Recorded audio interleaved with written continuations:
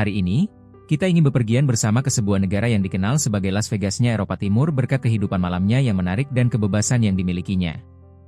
Negara yang meskipun memisahkan diri dari Uni Soviet pada tahun 1991, belum bisa menjauh dari atmosfer itu dan dikenal sebagai diktator terakhir Eropa. Tanah yang sebelumnya dikenal sebagai Rusia Putih. Negara menarik ini adalah Belarus. Republik Belarus terletak di bagian utara Eropa dan berbatasan di sebelah timur dengan Rusia, di sebelah utara dengan Lituania dan Latvia, di sebelah barat dengan Polandia, dan di sebelah selatan dengan Ukraina. Belarus memiliki luas 207.000 km persegi. Di negara ini, sekitar 9 juta orang hidup dan relatif tidak padat penduduknya dibandingkan dengan luasnya. Negara ini tidak memiliki akses ke laut dan sebagian besar wilayahnya terdiri dari daerah datar dan rawa-rawa. Bahkan hampir 40% dari wilayahnya juga mencakup hutan dan danau. Menarik untuk diketahui bahwa di negara ini terdapat lebih dari 11.000 danau kecil dan besar. Jika kita melihat sejarah negara ini, kita melihat bahwa wilayah ini hingga abad ke-20 Masehi secara terus-menerus menjadi tempat konflik antara Rusia dan Polandia. Negara ini berkali-kali berada di bawah kendali Kekaisaran Rusia, Polandia, dan Austria. Pada Perang Dunia Pertama, Jerman mengokupasi Belarus. Dengan kekalahan Jerman dan penarikan mundur mereka, bagian-bagian dari wilayah timur Belarus direbut oleh Polandia dan kemudian Belarus dengan geografi yang ada menjadi bagian dari Uni Soviet. Seperti kebanyakan Republik Soviet, Belarus juga pada tahun 1991 memisahkan diri dari Rusia dan meraih kemerdekaan. Berapapun kita menyebut Belarus sebagai salah satu negara bekas Uni Soviet, negara itu masih berada di bawah pengaruh Soviet. Sebenarnya, Belarus telah dipimpin oleh Lukashenko sejak kemerdekaannya. Ketika negara itu memisahkan diri dari Soviet dan meraih kemerdekaan, ia menghadapi banyak masalah ekonomi karena Belarus hingga saat itu berdiri dengan bantuan Soviet. Pada saat itu, Lukashenko naik ke tampuk kekuasaan dengan janji menerapkan sistem Soviet dalam bentuk modern dan berhasil cepat mengatasi krisis ekonomi. Tetapi seperti diktator lainnya, ia menggunakan kesuksesan yang dicapai untuk memperkuat dasar-dasar kekuasaannya. Setelah 2 tahun Lukashenko berkuasa, sebuah referendum diadakan yang meningkatkan masa jabatan presiden menjadi 7 tahun dan membatasi kekuasaan parlemen sehingga saat ini tidak ada anggota oposisi di parlemen. Pada tahun 2012, ketika Menteri Luar Negeri Jerman menyebut Lukashenko sebagai seorang diktator, Lukashenko menjawab bahwa menjadi diktator lebih baik daripada menjadi gay, dan bahkan beberapa bulan kemudian ia mengatakan bahwa saya adalah diktator terakhir dan satu-satunya di Eropa. Sebagai contoh, tidak seperti negara-negara Eropa, di sini hukuman mati masih ada dan diterapkan. Karena alasan itu, dan mengingat bahwa kebijakan negara ini sangat dekat dengan Rusia, Belarusia dan Lukashenko berada di bawah sanksi, sehingga Lukashenko tidak bisa bepergian ke negara-negara Eropa manapun. Sekitar 85% penduduk Belarusia adalah Belarus, 7% Rusia, 3% Polandia, dan sisanya dari kelompok lain. Negara ini memiliki 2 bahasa resmi, bahasa Rusia dan bahasa Belarusia. Walaupun sebagian besar penduduknya adalah orang Belarusia, tetapi sebagian besar populasi negara ini menggunakan bahasa Rusia. Dari segi agama, hampir 40% penduduk menganggap diri mereka tidak beragama.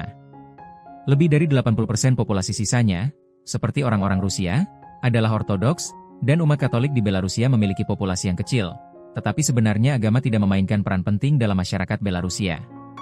Alasannya adalah bahwa pada masa Soviet, hukum dan peraturan agama dibatasi oleh pemerintah. Orang-orang Belarusia berasal dari cabang orang Slavia, dan jika kita melihat penampilan mereka, saya harus mengatakan bahwa umumnya mereka bertubuh tinggi, bermata terang, dan berambut pirang. Bahkan menurut pendapat banyak orang, gadis-gadis Belarusia adalah gadis tercantik di dunia. Deskripsi ini tidak berlebihan. Wanita-wanita Belarusia memang luar biasa dan terkenal dengan sambutan hangat mereka terhadap orang asing. Dikatakan bahwa banyak pria dari berbagai penjuru dunia bepergian ke Belarusia untuk bertemu dengan wanita-wanita cantik ini.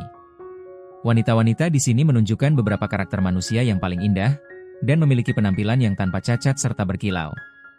Jika Anda tertarik mengunjungi Belarusia, Anda bisa memesan penerbangan langsung ke ibu kota, Minsk, dari berbagai negara sepanjang tahun. Anda bisa bepergian ke Belarusia hingga 30 hari tanpa perlu visa.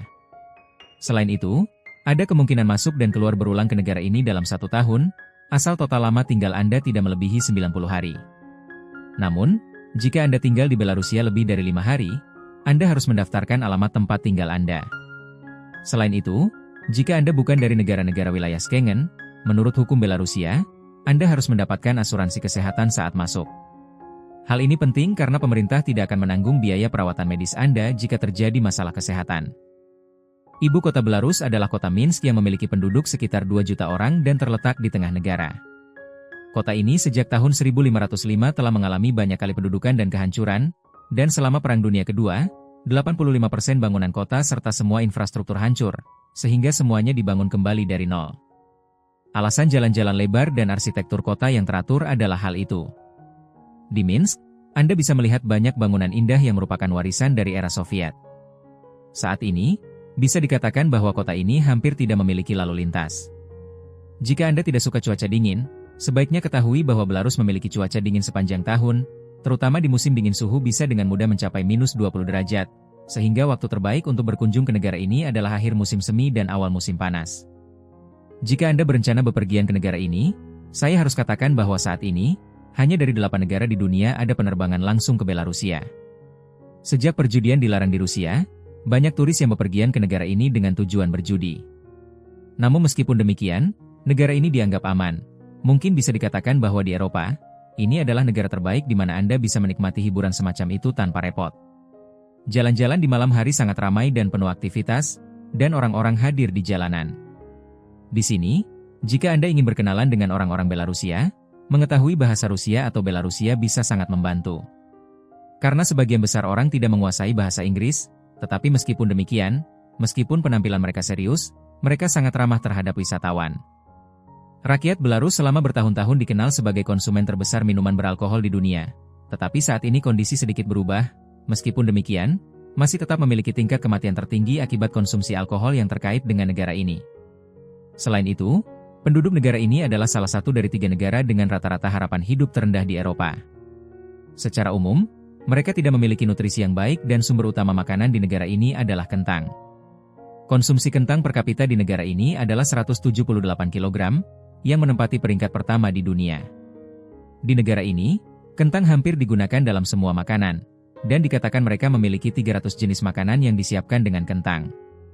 Aktivitas pertanian dan peternakan di negara ini menunjukkan bahwa mereka memiliki tanah yang sangat subur, dan Belarus menempati peringkat kelima di dunia dalam produksi susu per kapita. Mata uang negara ini adalah rubel Belarus. Pendapatan dasar sekitar $200, dan rata-rata pendapatan sekitar $520, hanya 20% penduduk kota yang menerima lebih dari jumlah ini. Meskipun pendapatan di negara ini rendah, bantuan pemerintah di berbagai sektor mengurangi tekanan biaya.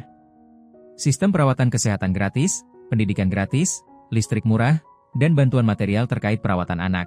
Namun, karena biaya sewa rumah yang tinggi, banyak orang menyewa rumah bersama teman-teman mereka atau tinggal bersama orang tua mereka. Di Belarus, sistem ekonomi sekitar 80% berada di bawah kendali pemerintah dan telah demikian sejak zaman Soviet. Negara ini relatif stabil secara ekonomi tetapi sangat bergantung pada sekutu dekatnya, Rusia, untuk pasokan bahan baku. Karena tidak ada gunung di geografi negara ini, di sini juga tidak ditemukan mineral apapun.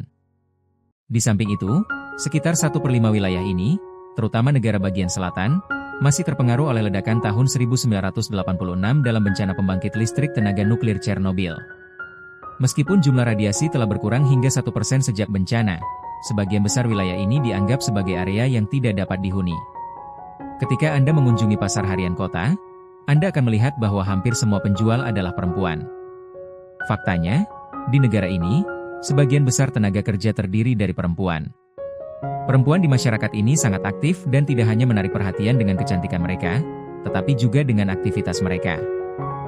Dari segi industri, Belarusia adalah produsen terbesar produk susu di Eropa, di mana penduduknya menikmati akses ke berbagai produk susu alami yang telah berkontribusi lebih dari 80 tahun dalam meningkatkan kesehatan umum mereka.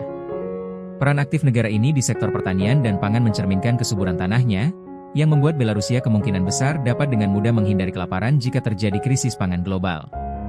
Saat berinteraksi dengan masyarakat Belarusia, sebaiknya Anda bersikap murah hati dan menghindari menghitung uang, karena orang-orang di sana menghargai kemurahan hati dan kebaikan. Di pasar kerja, wanita mendominasi hampir di semua sektor. Namun, banyak pria Belarus yang bermigrasi karena pendapatan rendah dan biaya hidup tinggi di negara mereka, mencari pekerjaan dengan gaji lebih tinggi di negara-negara Eropa lainnya atau Rusia. Mereka sering mengirim uang ke keluarga mereka, yang menyebabkan situasi di mana jumlah perempuan tampak lebih banyak daripada pria saat bepergian di dalam Belarus.